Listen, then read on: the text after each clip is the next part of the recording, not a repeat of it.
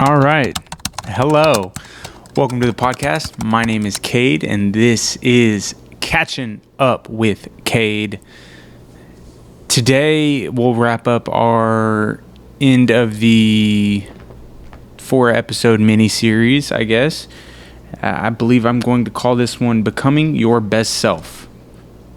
The work never stops. You know, the journey doesn't end here, where you become what you want to become. A lot of people talk about becoming your best self like it's this final destination, you know, the stopping point. Like there's some version of you out there that when you reach where you want to reach, everything just clicks. You know, you're confident, successful, peaceful, happy, done, game over. But I believe the hidden truth is that there is no finish line in self-improvement. In no sense is there a version of yourself that is done growing. And that's what today's episode is all about. This is the final episode in our self-improvement series, little mini self-improvement series. We've talked about positivity and growth, turning setbacks into stepping stones. We've talked about consistency and discipline. We've talked about self-worth. We have talked about self-worth, realizing you deserve the life you imagine. And all of those are built up to this point right here, becoming your best self. And what I want to leave you with is this simple idea: the work never stops. And that's a good thing, because it means if the work never stops, the growth never stops either. So let's talk about something I like to call the arrival myth. It's that quiet lie that we believe a lot of the time, or at least in some point, that once we fix this one thing or reach this one goal or finally get it together, that we'll be good. Then we'll feel whole. You know, maybe you've said it to yourself before too. Once I get this job, or once I lose this weight, once I move out, once I relocate, once I'm happy with the way I look. And I mean, yeah, those milestones matter. They definitely represent progress. But the problem is when we see them as the destination, we set ourselves up for disappointment. An example off the top of my head is like when I graduate college, or when I get this big job. You know, once I finish school, or once I get this job, I'm set. Then new responsibilities, challenges, and personal growth needs appear. Arrival was an illusion. Growth continued. Because what happens when you get there? You feel good for a while, then that feeling fades.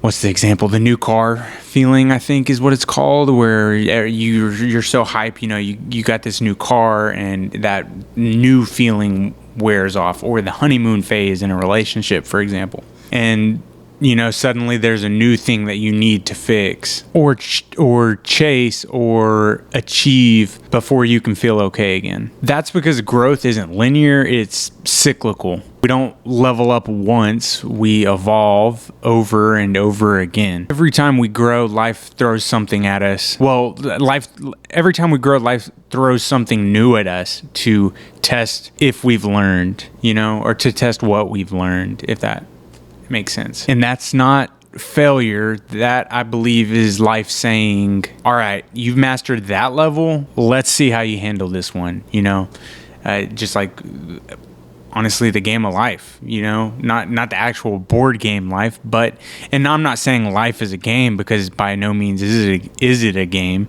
but there's levels to this, you know what I'm saying? Like, I don't want to stay stagnant and stuck on one level. If you think of it like a video game, what fun would the game be if you just stayed on one level the entire time, you know? You don't arrive at your best self. You build your best self piece by piece, season by season.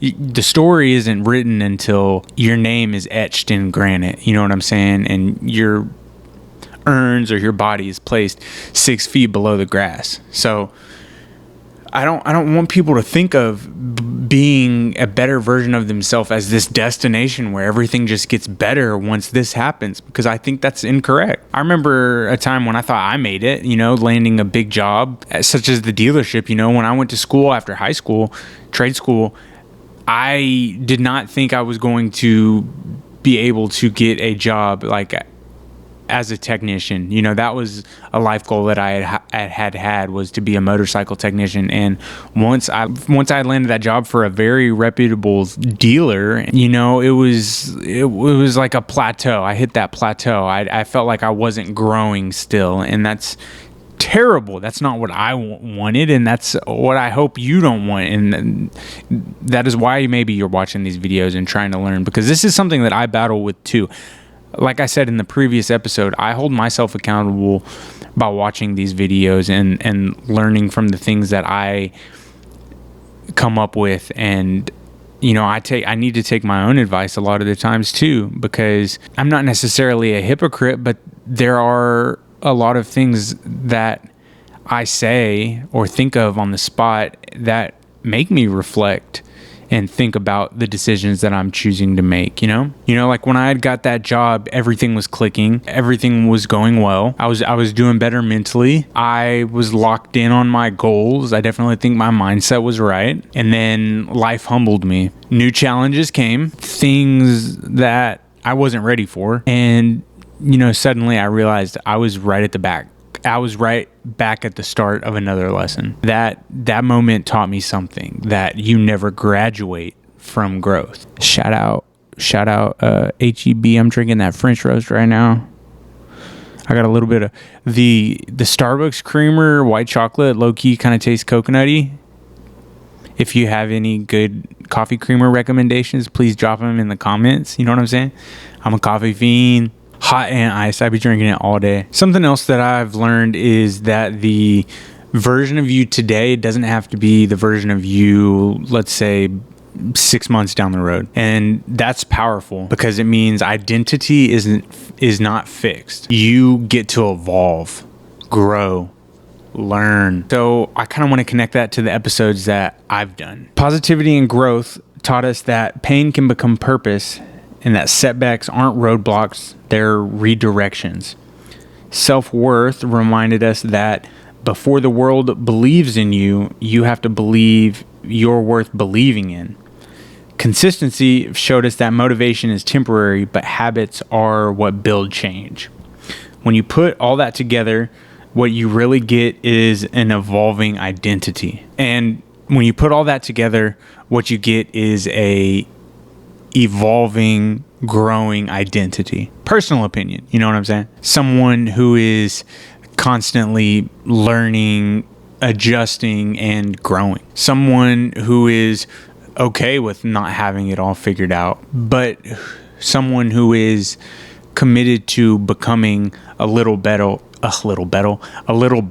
every day. See, your best self isn't a perfect person. It's the version of you that keeps choosing growth even when it's uncomfortable. The one who gets back up when it would be easier to quit. That's what becoming is really about. Like a 9-to-5 worker decides to start a side business, for instance. At first, they see themselves as only an employee. Over time, as they develop skills and confidence, their identity shifts towards entrepreneur, and growth continues. I believe I am a perfect representation of that. Somebody who decided to put their foot in the ground and not stick to a 9-to-5. You know what I'm saying? Sacrificing my steady, guaranteed income was worth the mental, not comfortability, what's the word I'm looking for, was worth the mental toll, the ease that it took. I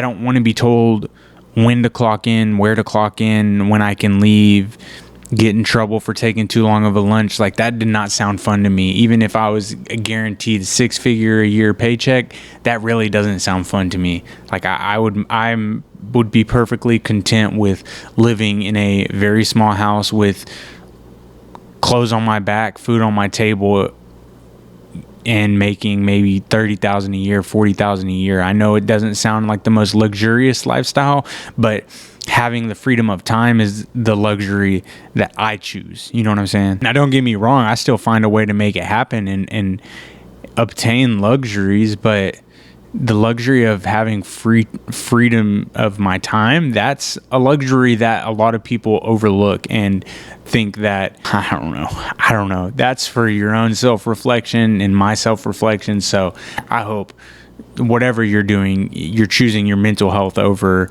the big paycheck. You know what I'm saying? It's not about becoming flawless. It's I think about becoming aware of your patterns, your triggers, your value, and your potential, because awareness creates direction, and direction is what leads to transformation. Shout out Jonathan Taylor. Colts are up 9-0 right now. About to kick this PAT. I'm a big Colts fan. If you don't know, I've been a Colts fan since I was a kid. I ain't no bandwagon. Colts are my NFL team. Mavericks are my NBA team. Rangers are my MLB team. The Stars are my NHL team. I'll rock with all them till the day I die. You know what I'm saying? I don't have a professional golfer. You know, I really like Scotty. I really like McIlroy, Rory, you know, Jordan, Justin. Minwoo Lee, I would probably say is one of my favorite golfers. For sure. Tommy Fleetwood, I don't know. I'd probably rock with Minwoo being my favorite golfer. Anyways, I'm jumping off topic. I'm sorry. 10-0 Colts. Let's go, baby. So yeah, I mean, direction leads to transformation for sure, in my opinion. So the real change, I believe, isn't in the breakthrough. It's in the boring daily stuff that nobody claps for. In my opinion, and to a certain extent, you know what I'm saying? If you're making obvious change and it's apparent, I think that definitely will be rewarded, and you could see fruits of your labor, and other people could see fruits of your labor as well. Growth isn't necessarily glamorous. It's not entirely the highlight reel. It may be for some, but I don't think, and a lot of times it is. It's the early mornings when you don't want to get up. It's the quiet moments when you choose to reflect instead of react. It's journaling when you'd rather scroll. And I really think it's showing up when nobody's watching. That's the real work. And again, it's not about being perfect every day. It's about being present, reflect, reset, and keep moving forward. I have a few tools that I've used to help keep me locked in on daily work. Gratitude. You know, I often write down things that I'm thankful for, and I encourage you to do the same. Write down these things that you're thankful for. It definitely shifted my mindset to more abundance, to grow. You know, I don't even know if I'm saying that right. I that's just a word that's kind of in my head right now. Reflection is another thing that has helped me grow. You know, at the end of the day, I often ask myself, what did I learn from myself today? Did I react the correct way when somebody said something that made me feel uncomfortable? Did I make a rash decision when I should have paused and thought about it before I acted on it? You know, definitely reflection, self-reflection is a big thing. Intentional discomfort has also helped me grow, doing something that I may not want to do, but I know I need to do in order to get past something. And also I have tried to track my consistency, not just perfection, days when I did something perfectly. I've often held myself accountable for the mistakes that I did make, because it's not about always hitting the mark. It's about staying in the game. The daily work, I feel like, separates the people who want change and the people who live it. And when you commit to that, you stop needing motivation. You just build momentum. You know what I'm saying? So let's be real for a second. Self-improvement might sound like a solo journey, but it's not. Yes, you can grow in isolation, but again, I don't think you can grow in isolation, because you need that community. People who challenge you, call you out, and hold you accountable. You know, that's a strong motivating factor, and it is a very helpful tool, building that great community of people around you to, again, hold you accountable, call you out when you're doing something you're not supposed to be doing. I want you to really think about who's in your circle right now. Are they pushing you to grow or keeping you comfortable? Are they helping you evolve or pulling you back to old habits? The people around you are like mirrors almost. They reflect the standards you accept. And it's not easy. I mean, it's not easy cutting off comfortable people. But again, this is something that you need to honestly ask yourself and reflect on. So definitely surround yourself with mirrors that want you to level up.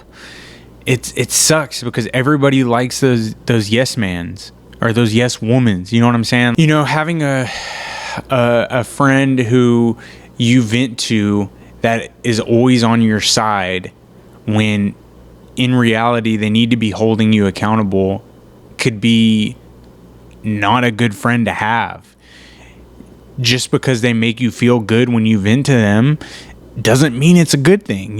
Like you need people in your circle who will call you out for your crap. Just like I believe some of my friends call me out for my crap. Not everybody, but I do definitely have friends who keep me in check and let me know when I'm slipping. It is what it is. You know what I'm saying? Like I've chose to keep very few people in my close circle, but these very few people have held me accountable and helped me grow.